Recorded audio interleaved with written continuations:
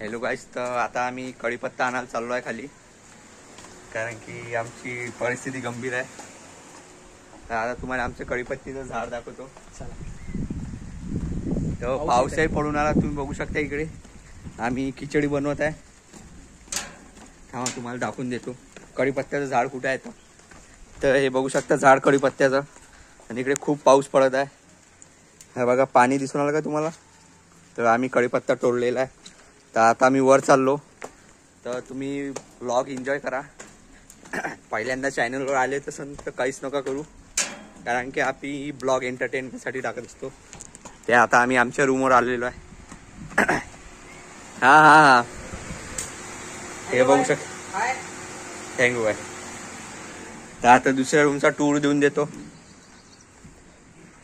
ते दुसऱ्या रूमचा टूर. आणि आता आमच्या रूम मध्ये काम चालू आहे बनवायचं. हे बघू शकता तू.